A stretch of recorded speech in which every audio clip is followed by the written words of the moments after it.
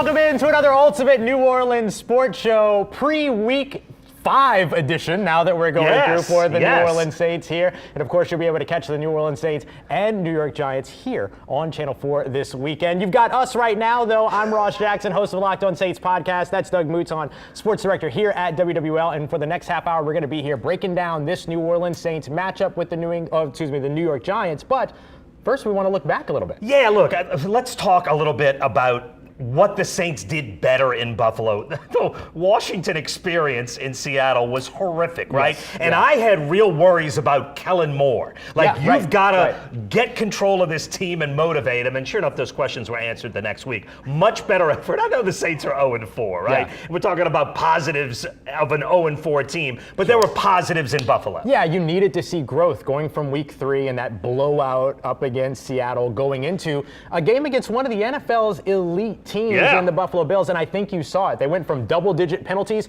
to 4 penalties, none of which pre-snap, none on the defensive side, still some ill-timed, of course. Sure. That's just an unfortunate truth with that, but I think they did a very good job adjusting that, and that was a lot of the work that Kellen Moore and his player leadership team put in over the course of the week leading into that game against Buffalo. They played better, smarter, and harder in week 4 than they had in week 3, and that's a good sign. All right, we want to show you what's on the menu tonight on this edition of the Ultimate New Orleans Sports Show. We wish some of that was on the menu. We do not eat on this show, although we do, in fact, drink on this show. A large plates on the menu tonight. These are the big topics. Yes, we are going to talk about Kellen Moore and what the Saints did in the running game, which was super impressive. And we're going to talk about Jackson Dart and the New York Giants who come to the Superdome. This is going to be a fun one. And the small plates. That's right. We're going to get to some of the young players that are showing some big-time building block potential. Jonas Anchor, to me, was the best player on the New Orleans Saints team. You can see him there on your right. And then, of course, Kendre Miller, who was a great compliment, ran hard next to Alvin Kamara throughout that game.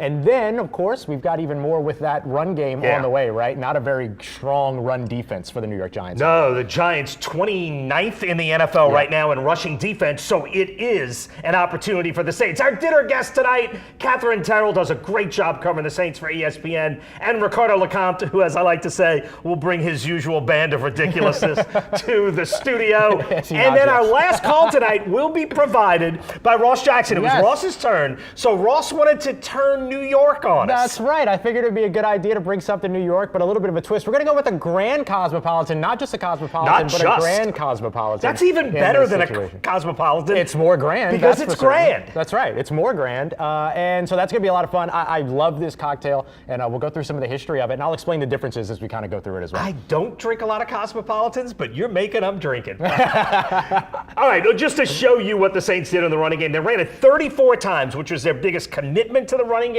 this season. 189 yards. They stayed with it all game. 5.6 yards a rush is excellent for the Saints. And I want to show you this. The game's at noon Sunday. It's a game you don't see here on Channel 4. Ross, dramatic drum roll. The point spread right now, the Saints are 2-point favorites.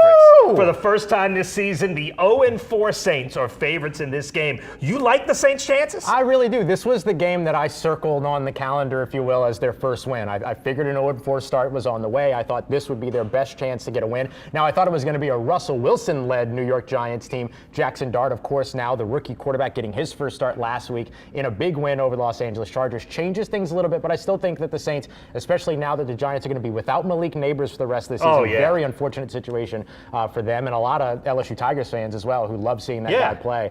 But I think that this is still a great opportunity for them. Yeah, no question. Look, I would have been a little bit more afraid of a Russell Wilson quarterback team just because he's a veteran. I think Jackson Dart has I think Jackson Dart's got a big upside and is going to be a terrific quarterback. I love getting him in his second start because now Brandon Staley's got a whole game's worth of tape. I like the Saints' chances to trick a young rookie now that they know what he wants to do. Absolutely. Agreed? Yes. The one thing that I think Sierra's husband was less of a threat than Jackson Dart. I think Yeah, Jackson sure. Dart's And I don't mean a bigger threat threat. long term. I mean in this particular game right now. 100%. And you're right. Now that you have 1 game's worth of tape, it's not 3 games. You'd like to have 3 games Sure. for a rookie quarterback and all those things. But 1 game with a veteran, very good defensive coordinator and still a veteran-led defensive team with some young stars like Jonas Anker, who we saw really kind of have his breakout moment last week. I think that there's a lot of opportunity there to disguise and then try to trick that young rookie quarterback. Yeah, no question about it. I think the Saints have a great opportunity this week against Jackson Dart and no Malik Neighbors. I mean, that is by far the Giants' single best offensive weapon, and it's not even close. It's not even a debate. To not have him on the field is a big break. Saints cornerbacks haven't been great so far this season. This is a chance for the DBs to have a big game. Yeah, absolutely. Look, they give up a lot of space in that zone defense. 3 of the 4 quarterbacks that the Saints have faced so far, 3 of the 4 starters have completed more than 70% of their passes. All 4 of them have clocked a passer rating of more than 100. And so you'd like to see the defense tighten up on the pass coverage side quite a bit in this game. You got to do better with that. All right, we're going to come back in a minute with our guests, but first we want to tell you the Ultimate New Orleans Sports Show is brought to you by the JPSO. Make a difference. Join the JPSO family today. Log on to jpsojobs.com. And by Banner Chevrolet, Banner Chevy, home of the 60-second trade appraisal.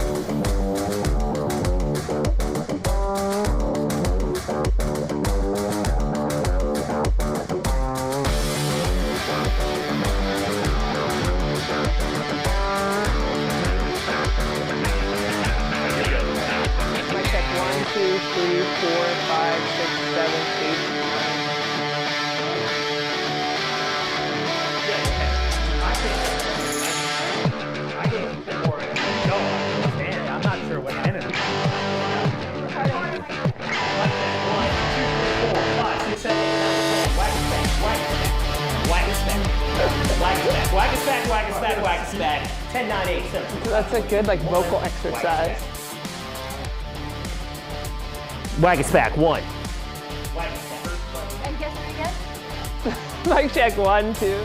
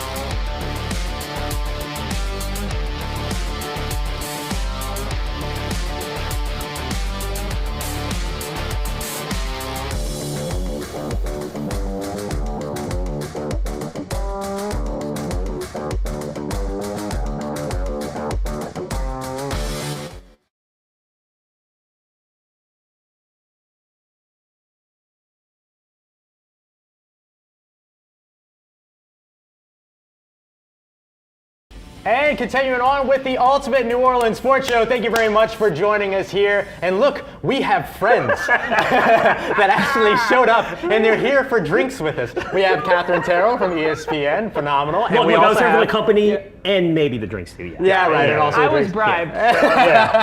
Yes. And Ricardo Lecomte from here at WWL TV. Also, awesome. Thank you both very much for being here Thanks, with us. Hey, Santa, I know. I'm getting the beard going.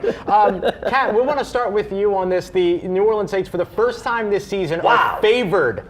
You heard me right. Favored going into a game, 2-point favorites going into this matchup. What do you like about this matchup for the New Orleans Saints in Week 5? Well, I think I picked 5 wins for them, so they have to start winning at some point for me to get to that point, okay? But I do think that I thought, kind of like you said, for the first 5 weeks of the season, I thought the first 4 games, I don't know. Yeah. I thought maybe Seattle. I was very wrong about that. Yeah. But I thought this was a game that they can win. And now that they've made so many changes, obviously the quarterback change, they've had some injuries. I think the Saints could win this game because they have to win this game. Now, the Giants, of course, are still desperate, but maybe a little less desperate now that they've actually won something versus the Saints that are still searching. I think that level of desperation does mean something. Ricardo, what do you like? Yeah, I think the fact that they made it a game against the Bills, right? Like, I think after you wanted to see how they rebounded from that like awful performance in Seattle, right? Where nothing went right, they made all the mistakes. Everything was almost like, self-inflicted with a lot of things they were doing, particularly special teams, and just getting behind the 8 ball early there. But the way they played against Buffalo is encouraging because you got to see some of the young players kind of step up, like you guys were mentioning, Kendre Miller, Jonas Sanker. You kind of saw flashes of what the future could potentially be for the Saints. Because again, this season it may not, go as, I'm being very generous of saying it's not going to go the way that, most fans would like, but you're still building for the future. And there were pieces that flashed in that game against the Bills that make you encouraged. And the fact that they just hung around against a good Bills team who are Super Bowl favorites, who are probably likely going to be sitting and playing for an AFC Championship game, possibly going to the Super Bowl. They look very competitive, even had chances to beat the Bills. So that's, I think, just being encouraged with the fact that they're not, they're not a team that can't do anything. Like they looked functional like an NFL team, and I think that's encouraging versus going, man, they are probably the worst team in the NFL. You didn't get that when they left Buffalo on Sunday. Coming out of a game against Seattle, which is a middle-of-the-road NFL team where they lost by, that would make you think, points, right? And there was a conversation there about like, oh gosh, maybe they are like the worst team in the NFL. No question. Then they go up against one of the best teams in the league. If not the best. A team that has scored 30 points at least in every single matchup so far, including the game on Sunday. But the Saints were really in that game, it felt like, until maybe 5 minutes left. The roughing the kicker penalty for me was kind of the big turning point. But the Saints were one exceptional Brandon Cooks catch away in the end zone from actually having a lead in that game for the first time. So now you go up against one of the NFL's kind of, bottom feeders. Bottom feeders, and there's for an opportunity here. Yeah, no question. And look, to me, the single biggest reason the Saints have a great shot in this game is I feel like this week, and we've seen it building, we saw the emergence of their offensive identity. They want to run the ball. It's what all of their offensive linemen do best. Not necessarily what their wide receivers do great, but it's what all their offensive line does well. They got 2 terrific running backs. They ran it 34 times.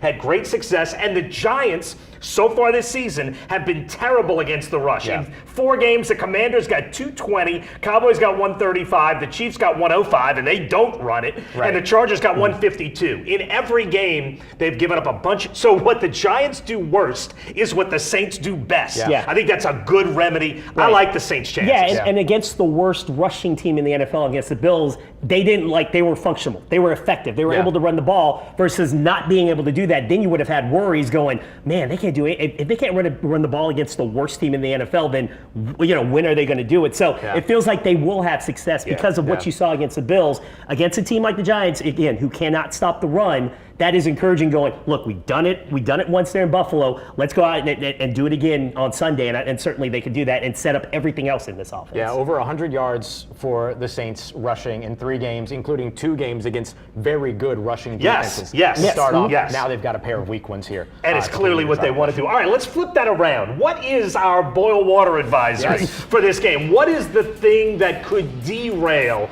the Saints in this game? Catherine, you first. Well, I love this part of the show because I feel like it's always always been something different every time we talk about it. Yes. And for me, it's special teams. I know that's a completely obvious one, but this is 2 games now where special teams has kind of derailed the game. And maybe that's not fair. It was one moment in the game. Right. I get that, but it was still a moment that changed the You're talking about the outcome of roughing the game. punter. Yes, and also Kellen Moore made a point after the game. He was saying we only had 4 penalties. 3 of them were on special teams. It was almost as if, in his very polite Kellen Moore way, he was calling that unit out. That's good. And so that's good. I just think special teams in all aspects, they were better. I will give them credit. I mean, you couldn't really be worse. Right. But if they turn in a performance similar to Seattle or in a key situation like last week, I think that's my thing right now. It could change next week. No, that's great. That's terrific. Ricardo? Mine is more of a precautionary water boil, so it's like I don't want to see the Saints regress back from this performance on the bill, and that means the special teams miscues. You get the pre-snap penalties, the not being able to get off the field on 3rd down defensively, not being able to move the ball and run the ball offensively. I just don't want to see the Saints regress. I want them to build on this moment against Buffalo, against a team that they should beat in the Giants. I want to see them take that next step, get that win, get over the hump, get everybody the first win. Spencer Rattler, Kellen Moore as head coach of the Saints. Just get that first win out of the way, and then let's see where this thing can build.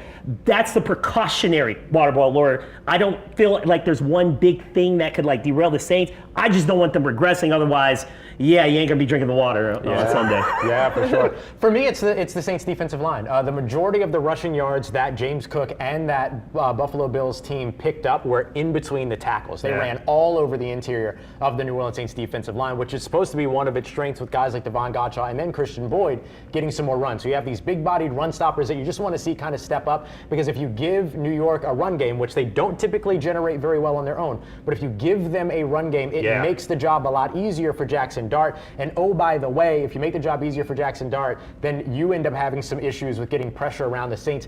Number 32 in the NFL. I don't know if you know this, but there's only 32 teams in the NFL. When it comes to pressure percentage. There's not one in Europe, right? There's not one in Europe. Even though, I was going to say, Jacksonville, your time is coming. But I do think that is something that you'll be looking for, is sort of that ability to limit the run game so that you can dial up the pressure a bit, but then you also have to generate the pressure quite a bit. Multi-sack games are not the same thing as getting consistent pressure on an opposing quarterback. My Bullwater advisory is around the Giants' pass rush. It's the one thing they do best. They're good up front as pass rushers. Haven't been great against the run, have been good as pass rushers, and Spencer Rattler has done a nice job of protecting the ball. That's the one thing to me. If he protects the ball and the Saints can run the ball, I think they have a great shot. But that pass rush scares me a little bit. Yeah, sure. To me, that's where things can go wrong, although I like the special teams argument is a good one, too. It's a really good one. I mean, not only did they have an ill-timed penalty at the end of the game, but also 2 weeks out of 4 now, they've had a kick land short of the landing zone and gave great field position to the opposing team too. Although, that's another area of it. Kai Kroger's punt, the one that died on the 2, was a thing of beauty. And Blake Rupe hit the field goal, so there were positives in that too.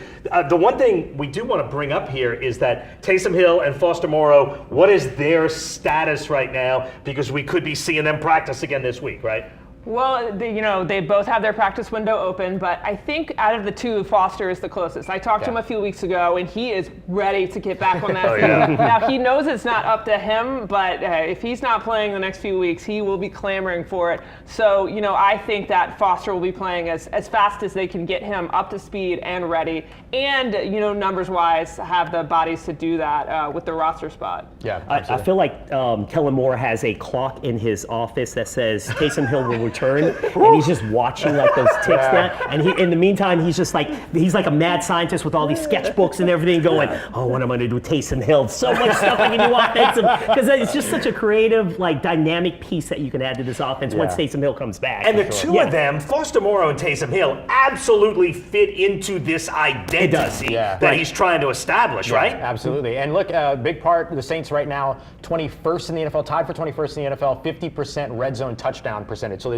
it's the amount of touchdowns you score by red zone possession. And you look at last year, Taysom Hill available for 8 games, not available for 9 games. It was a 10% difference in red zone touchdown percentage with him in the game versus out of the game. I was going to bring that up. Yeah. I mean, just even not looking at the numbers, the difference when Taysom Hill was on the field and he wasn't, it was just so stark. Yeah. And I know it's a new year and a new offense, but everyone knows what Taysom can do. And I'm excited to see him back on the field because that was just an awful injury, and he's an exciting player, so hopefully he'll be back sooner rather than later. But we shouldn't probably expect him to be on the field this weekend. No, Giants, right. That's the point. He's that's the kind of wild what we're card one thinking. that I don't know. Yeah. I know that Foster is progressing, but with Taysom, we just haven't talked to him as much, and so we don't know. But I definitely think he'll need a few weeks of practice at minimum if he's going to get back on the field. Yeah. I drafted him and kept him on my bench in every fantasy football league I'm in because I know what he can do. Quarterback and tight end, right? Yeah, except I want to play that tight end. And don't talk in fantasy. Yes. On the fantasy team. You know what time it is? Last call!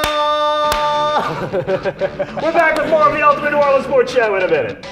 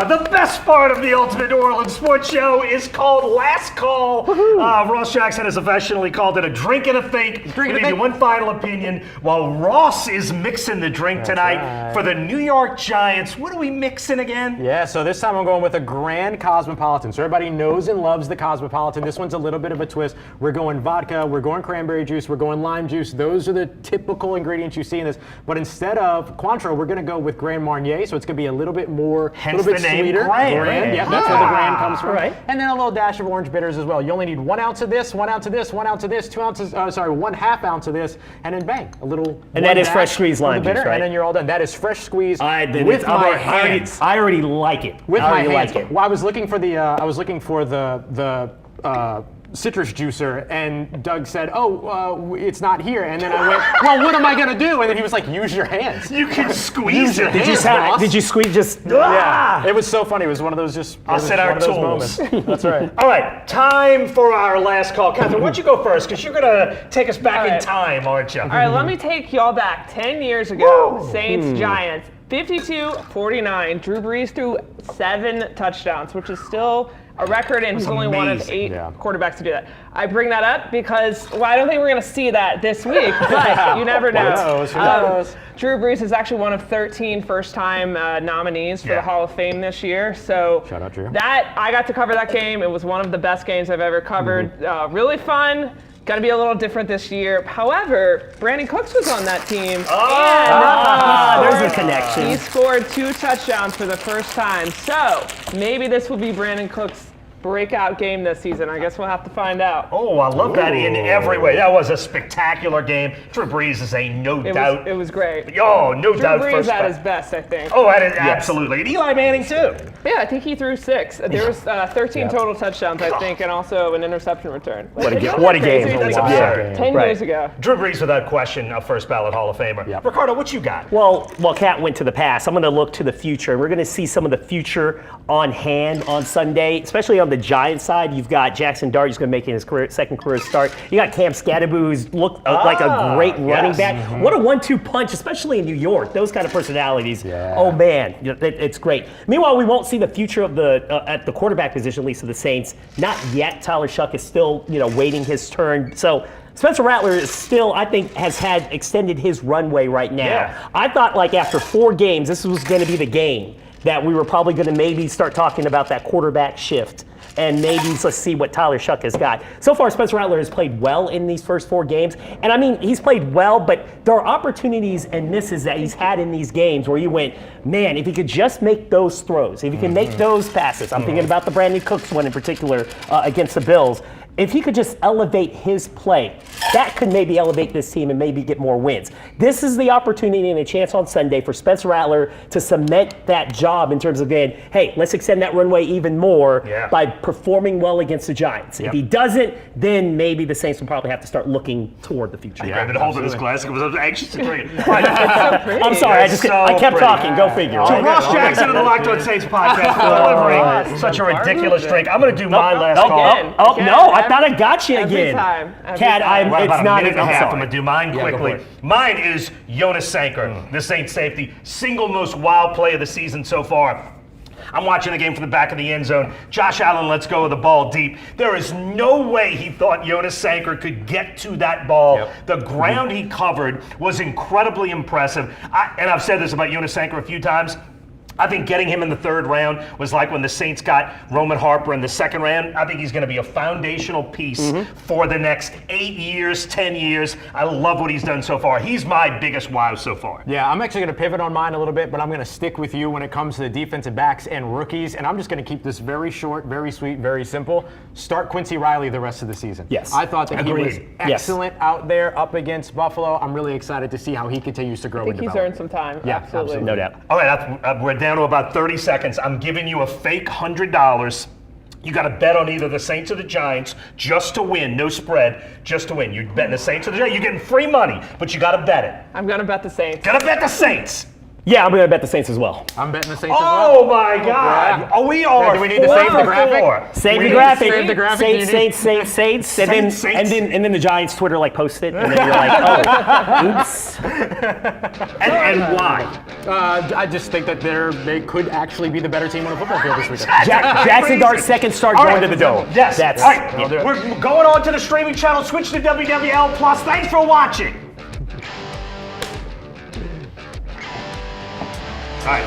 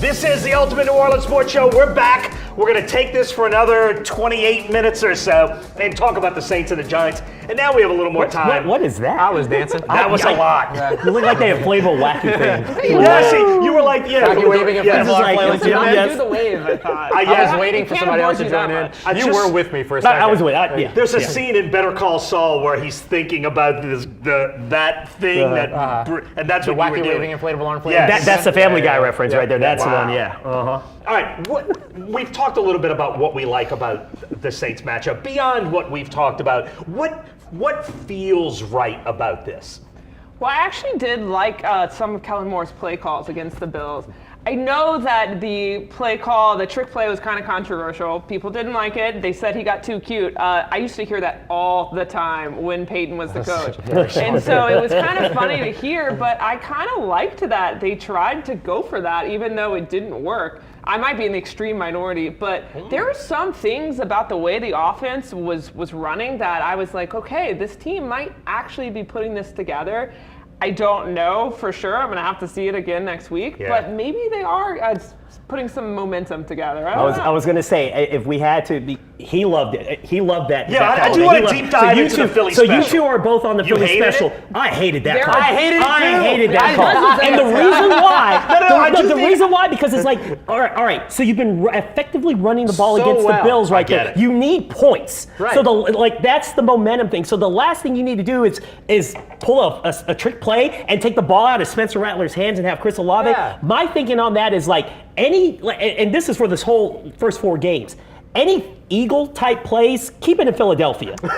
No more twitch No plays. more okay, twitch no, plays. that I like. No more. That argument I like. That's my Think of thing. the past. Like, they're not the Eagles. They're the Saints of 2025, which they haven't won a game yet. Wait until you get better. Then let's try to employ some other plays or even better stuff. But the trick play like that, like you needed points at that point. That was a lot of momentum that just gets killed. And who knows if the Saints even gotten 3, cut that deficit to 1, take a touchdown, take the lead. You have a little bit more momentum, a little bit more pressure going in the second half on the You and Bills. your logic over here. That's so crazy logic. logical. You got something to add to that? Well, yeah, I mean, I wasn't a big fan of it either. I also think you gave up a 4th-round pick to go and get a guy like Devon Vele to help you in exactly those situations. Even if you're putting him on, and I know what people might say to that is like, oh, well, if you put him on the field, everyone knows that it's going to. Then go to somebody else with him on the field. Use him as a decoy. We saw that work against San Francisco. You have the ability to be able to do that. I agree with you. I wasn't into, but I also am aware that had it worked, we'd probably be sitting here all calling Kellen Moore an absolute genius. Right. Yeah, and that's the thing. If it That's works the and risk. it's great, that's great. Yeah. And we're not criticizing the call that you go, man, Kellen Moore dialing up at the What right a time. genius. Man, Yeah, like yeah, he yeah, is, yeah. Here's why I liked it, and you can totally disagree with that, but I liked the gamble. One, when it actually worked in the Super Bowl, it was a 3rd-string tight end who threw the pass, who had never thrown a pass in the NFL. Nick Foles had never caught a pass in any game ever, beginning with high school. So this wasn't like Chris Olave wasn't worse at it. You know, this wasn't. That's how this works, is that people aren't expecting it. But look, if you're going to go to Buffalo, the Super Bowl favorites, and you're a winless team, I understand if you're going to win that game, not just be competitive, but if you're going to win that game in Buffalo against Super Bowl favorites, you're probably going to have to hit a ridiculous home run or 2. And Kellen Moore swung for the fences. that's fair. Obviously, the execution was terrible, and your arguments are 100% right. But my mode of you play to win. It's like Sean Payton going for the onside kick in the Super Bowl. You play to win. And this was a dramatic play to win. And in that sense, I like swinging for the fences. I agree with that, but here's my thing, right? You go for a quick slant out of the slot, that pass gets broken up. You know what no one is saying ever? You know, they should have tried a Philly special. No one's doing that. Right. No one's doing that. Right. Instead, you try the Philly special, it doesn't work, and then we can list 7 different things that might have worked. Yeah, I get it. That would still have given you To be the fair, momentum that you're searching for. There are a lot of other things in that game that didn't work. Yes. Sure, yeah. That was 100%. just one That was of just them. one of them. But, you know, But it was the one that stood, like, that was the course. most significant one because everyone's like, I've seen that before You know- when it works. You know what? Swinging for the fences is No, fun, though. look, swinging for the disappointing, fences is fine, but it's like also picking your spots. And I felt yeah. like Sure, Villamore felt sure. like that was the spot. I just don't think that was a spot. You know that- what? You know what? like- You know what? One of the things that I thought was really funny. Later on, they get into a similar situation. They hit that quick slant to Chris Olave, which was really which was a nice. great play That was there. by far Rattler's best threat. Right, but right before that, I leaned over to Catherine and I was like, you know what they'll never expect is a Philly special. It's the second time. It's the second Do it a time. second Right. time. Oh, that's Right. See how it hilarious. goes. So that's the time that they should have done it. We didn't get it the first time. Let's try Let's try it again. They would not expect it. You You're know right. what? They You wouldn't. It's a guys- lifestyle. I hope they do it again next week. I hope they do it again next week. I do too, and I hope it works. Yeah. So that we can have the opposite conversation. Right. Right. You know? I think the one Yeah. knock that, like, I'm starting to rethink is because of what you said. Leave the Philly Leave the in Eagle Philly. plays If in this Philly. had been a New Orleans special, Yes. like it didn't have to be the exact same play James as the Brown, the Eagles. James Brown If they full could have The invented quarterback, their own, like the quarterback fakes to go like get a drink in the stands and then comes back and catches knows? it. Like, Yes. like Christian Boyd fullback snaps, Yes. anybody? Oh, look, the one that knows the that? Lions ran where they fake falling They fake down fumble, and get yeah. up. I mean, those kind of things. Like, maybe that's the argument is that don't run a play we've already seen. Right, If and- you're going to do a trick play, invent something. Right, and I always say the tush push, you need some tush to push. Yeah, And that's- Jalen Hurts and Spencer Rattler running Yeah. those two, it doesn't work. Like you need a little more quarterback, a little more oomph. A little more oomph. Doesn't that come The push. down to the penalty issue? They couldn't get the tush push to work because they get penalized for it every time. Every time. Just- Right. They Yeah, do. Offsides the Just first adding time, to the false collection start. of Yeah. penalties. Or, you They're know- not the most penalized team in the league anymore. Or you saw it what Tennessee? Philly did They're last. You saw what Philly did last week with the Bucks. They did a fake out of that Philly reverse and handed it off. And It was a Saquon fake Barkley- tush or a fake push? It was a fake pushing of the tush. Fake pushing of the tush. Yes, Yeah, that's yeah. what it was. Right. Yeah. Yeah. Wow. Okay. Well, we really broke that down. Yeah, we did. 7 minutes of tush push. Yes. 7 minutes on the Philly special. Look, I thought it was super intriguing. And beyond that, the way the Saints ran the ball and the way that plays into what they do best has got to give you some positive feeling going forward, right? I mean, this is one thing, if you can run the ball, it almost doesn't matter who you play, definitely doesn't matter what the weather is, doesn't matter what the crowd is. Right. It's the one thing that should translate across the board, right? Yeah, and you know, my thing was that I feel like I've been waiting for Kendre Miller to show me something for 3 years. I think I said that to Ross during the game. You know, okay, he's finally showing me something. Is this going to continue? And if it does, well, then that is a huge positive sign after they haven't figured out what to do with him for the first 2 years of his career.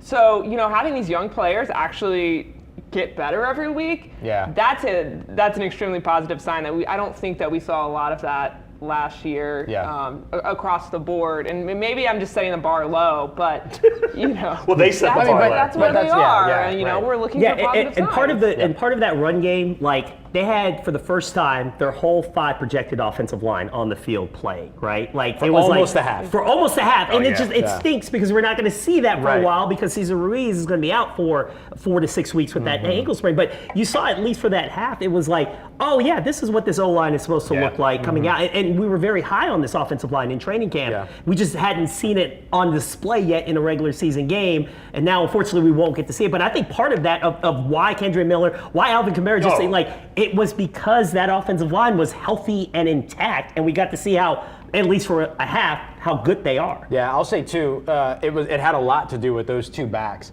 We've watched New Orleans in the past be a team whose running backs don't necessarily create yardage for themselves in the run game. Typically, they're relying on the offensive line to get some kind of push. 160 plus of the Saints, 189 rushing yards in that game came after contact. Yeah. Yes. Like, these running backs are running hard, so you had 135 between those two backs and Alvin Kamara as well as Kendre Miller. Plus, you had 40 plus that came from Spencer Rattler as well. And I think that sort of amalgamation, if you will, of like where the run game came from, how it was they were able to build it, and the diversity of inside, outside, zone, man, like they just ran a very, very eclectic selection of a run game in order to build it all up. I will say my takeaway was with the Bills' rush defense. I didn't think it was as bad going into the game because of that Week 1 Sunday Night Football Ravens game. Oh, sure. Yeah. But after watching what they couldn't tackle against the Saints, they couldn't stop it. I went, they've got issues there, especially when you don't have an Ed Oliver in the like.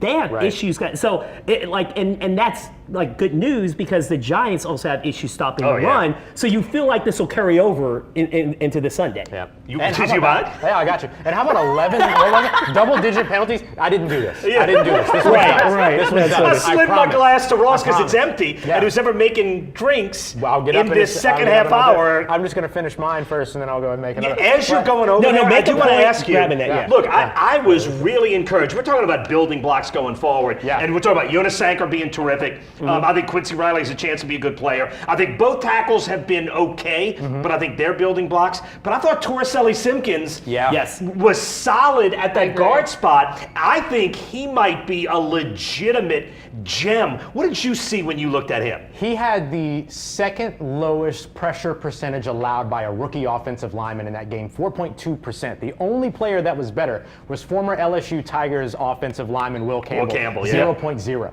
Didn't allow a single pressure. He's really good. Saints are going to have to deal with him in just a couple of weeks. And so I think that he did that well, but I think the thing that stands out the most for me about Torricelli Simpkins is how ridiculously physical he is. Yeah. He plays through the whistle. He's very physical. He wants to beat you up, kind of like how Trevor Penning is. And so now you got both of those guys at guard. That's a pretty good situation. Torricelli Simpkins struggled a bit against Seattle. Not a big surprise, especially considering how good that Seattle defensive line is. But I thought that he played extremely well, especially for a rookie in that situation. Yeah, I thought so too. Can we just talk about the stats you just spat out? That was extremely impressive. Thank you. I appreciate that. But I did my job well. That is very I got a little computer up here. But I do agree about you know. Simpkins. I think that Ruiz has had his struggles to start this month off, and I think that Simpkins has been a guy that in training camp we kind of spotlighted him. Yeah. Hey, he's got potential, and obviously it's very early and it's a long season, but I am excited to see what he can do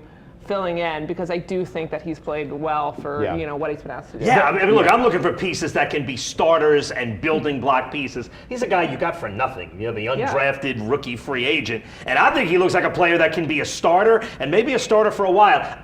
Maybe not, but he's certainly shown potential that he could be. I still have that play from the Chargers preseason game where Simpkins makes a block and just pancakes a dude. Then gets up and looks to find to hit somebody else, and he runs over and somebody's engaged with another guy and just goes and hits him too. And I went, that was the first time I went, this guy's got a little mean streak in him, and that's kind of what you want in your offensive lineman. But yes, I agree. It was one of those where I remember in our group chat, I have a group chat during the Saints game, and Ruiz went out, and all my friends were like, well, if we're going to lose offensive linemen, that's okay. At least it's Ruiz, whatever. But and then I was like, I went, Simpkins has actually been pretty good. And he showed that in that game. Yeah, it appears that if you were going to lose an offensive lineman, you don't have a lot of depth at tackle, and Eric McCoy's the one guy you don't want to be without. Either of the guards, because of Simpkins and Radens, either of the guards are guys that you can replace without the massive And generally, drop-off. that's what it is. You don't want to lose tackles, you don't want to lose your center. If you're going to have to lose one, it's always usually interior guard. You can replace that. And it just goes back to what I was saying earlier. When a team is 0-4, you're looking for the bright spots and the young players. And the fact that we have young players to talk about, I do think that is a very good thing. And so, hopefully there's going to be a couple more of those as the season goes on. I'd love to see, more out of Stutzman and what he can do.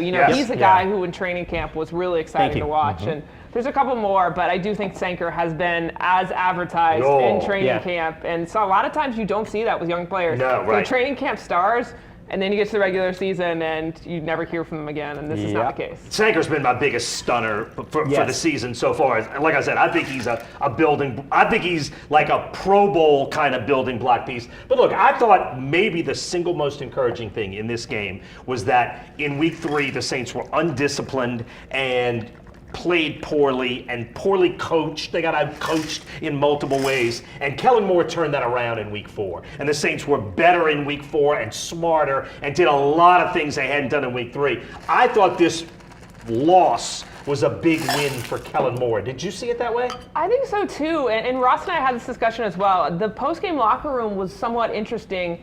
Guys were obviously upset, but they seemed very measured about it. They didn't seem to be hanging their heads too much. And you can take that a couple of ways. You can take that as, well, how much do they care? Yeah. You know? But you can also take that as, okay, did they know this is going to be the tough part of the season? They fought through it, and now they have some winnable games on their schedule, and they're back home. So they're not taking it too much to heart because they know that, you know, maybe the best is yet to come for this team. So Right, yeah. Real quick, just on these drinks, so that doesn't take you by surprise. Think of these more like vodka cranberries. Yeah. More than they are. Oh, you ran out? Yeah, there was only so much lime juice left. And so you'll notice a little brightness and citrus on the backside, but that's Still delish. For the most part, it's did you already try? I hadn't tried mine yet. Did you already try it? It's still delish. All right. I was gonna say let's try it, and I was gonna say my point about the. Yeah. Let's try it. Go Yeah, for let's it. try Go for it. it. Yeah, you wanna try it? This one's you this can tell on that drink where that happens. You're right. Look at the color.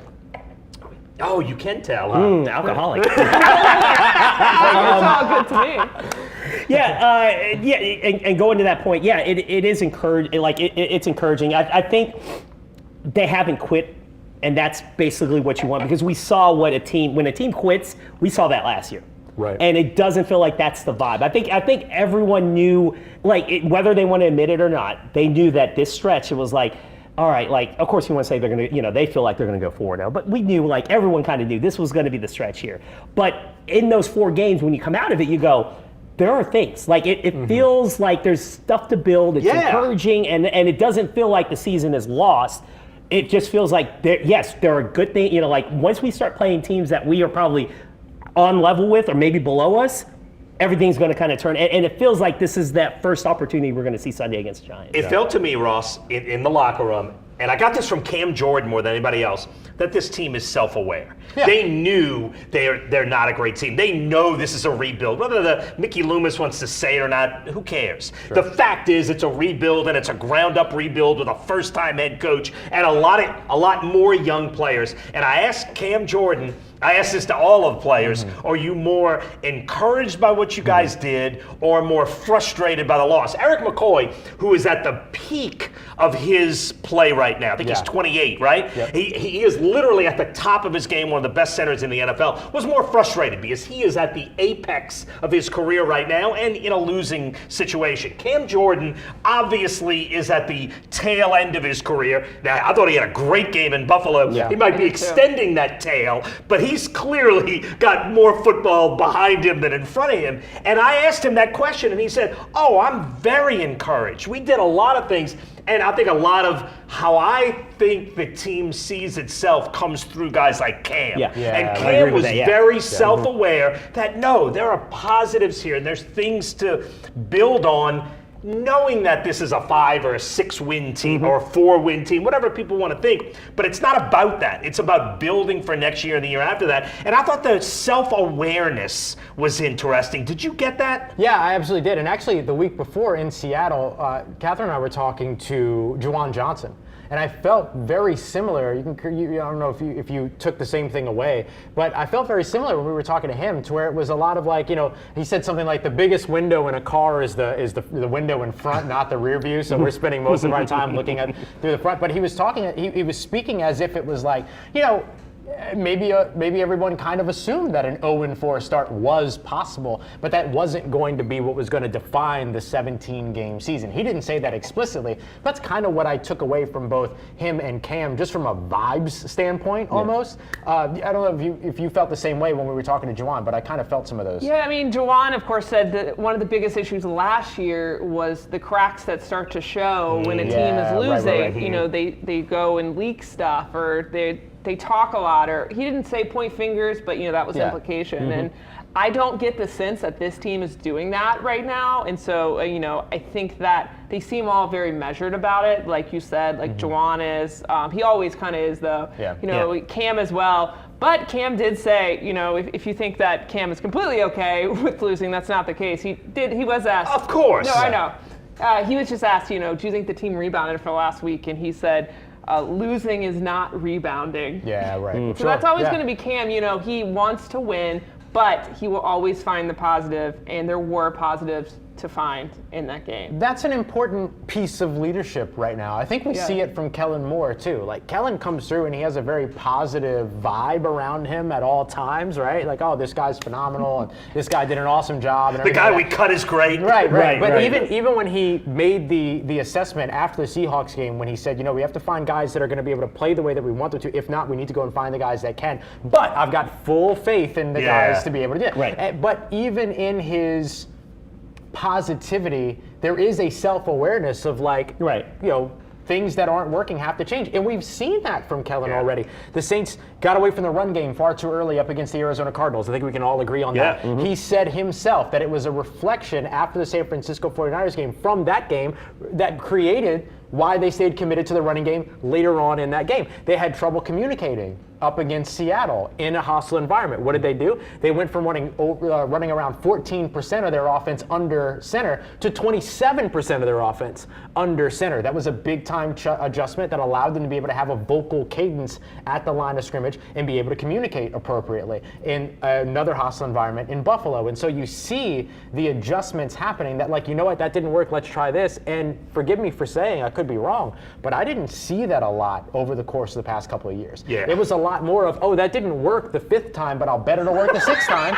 And so at least this time around, you're seeing the changes in the adjustment. It's like trying to shove a round peg into a square hole, right? Yeah. And again, it's not, and to your point, it's not a naive positivity that Kellen Moore has. Right. Like, it's yes, he's going to have that outshowing of being positive or whatever, but he's still a good football coach in terms of, like, he sees the mistakes he makes. All right, we'll adjust here. All right, we have this issue here. We're going to work with this.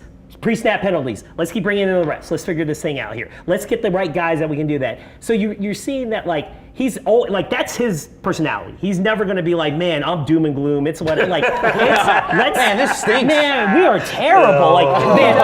He's not doing a Cam Ward presser going, hey, if I can be real buck, he's not doing that kind of, like, he is very positive, but at the same time, he's very, very calculating, very smart in what he's doing, and you can see these adjustments through the first 4 weeks that you go, you know what, he does understand. He's not like living in this like delusional thing, where it's either I'm delusional thinking, oh yeah, let's just keep doing this over and over. It's going to change. It's going to whatever. No, he's actually making kind of like points and kind of adjusting, and that's good. That's it creates an environment for other coaches to do the same thing. Yes. Brandon Staley went from running nearly 90% of his offense against Seattle out of zone coverage to nearly only around like mid 60%. You are spitting some stats. I know. I be knowing my numbers. But I do think that that was like another big adjustment for them. They played a lot more man coverage in this game up against Buffalo, which was good because Josh Allen will carve up some zone coverage. Yeah. And so it was a good adjustment by them. But it's Kellen Moore setting the standard at the top that says, hey, I might be the head coach, but it doesn't mean I'm always right.